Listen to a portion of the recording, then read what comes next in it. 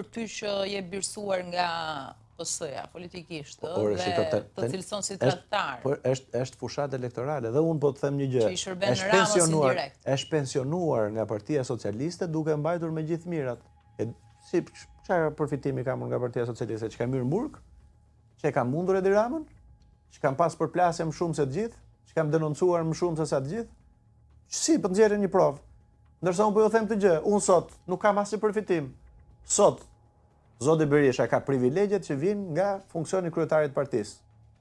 Ka rrok, ka buxhet të caktuar, ka buxhet që paguhet nga taksat e qytetarëve. Si, po.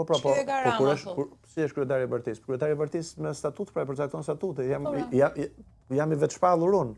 Ta fusim pra partinë në këtë cikël. Unë them ta zgjidhem me votë, me proces politik. Çfarë po them? Unë nuk po them që je ti mi zoti, jam unë mi zoti. Hajde provojmë ngar. Dhe këto janë akuza, po themi, ku di unë, as imagjinata nuk të kapshin, çfarë forma? Këto janë, ku di unë, populli për këto mund thot, për çdo akuzë këto mund thot shfry. Thot një fjalë tjetër, po s'po e them për etik. Po ç'mua bëdesh kjo? Si Edi Rama? Nëse ka njëri që ka bashkuar votat me Edi Ramën, është zotëria. Në vitin 2008 për ndryshimet kushtetuese, pastaj për kodin zgjedhor, përfshihet tani, unë kam votuar kur kam qenë korrik të vitit 2024, kam votuar për lista të hapura, 100% lista të hapura. Kam votuar amendamentin e partive të vogla për qenë listat 100% të hapura. Ai votuan këtë kod zgjedhor që e bën kështu siç e bën, mysybet. A votuan që emigrantët të votonin me postë dhe jo të kërkonin garanci për të votuar me dhëna biometrike.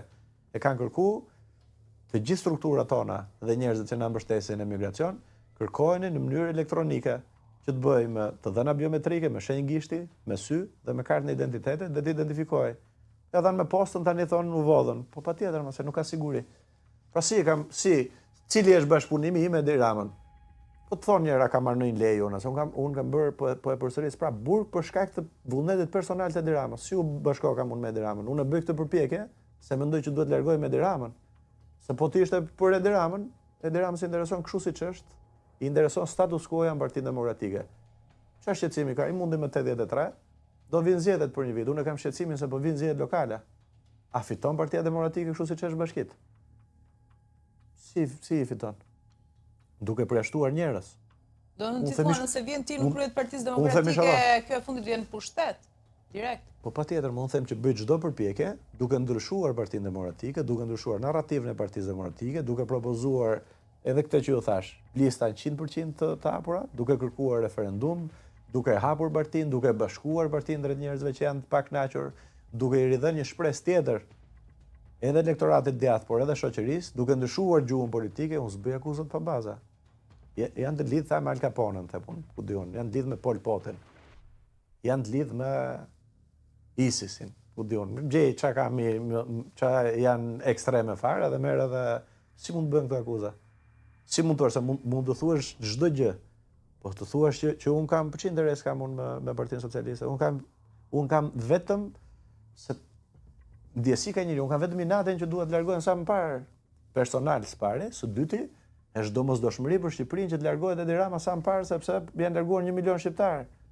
Se këtu në vend që të merret me gjëra konkrete, pse nuk merret Partia Demokratike sot me çmimin e naftës? Dini ju sa bëhet kontrabandë këtu se ka sot për shembull foli për këtë Berisha. Për cilin përmendën për shembull? Në konferencë. Për cilin nga kompanitë? Janë një 4 kompani që jo, kompani me emra nuk përmendën. Po kush i ka?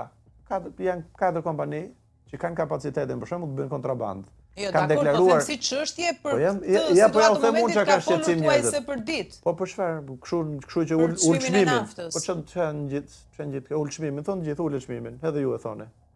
Se kjo është detyra e një opozite. Apo të japë propozim konkret.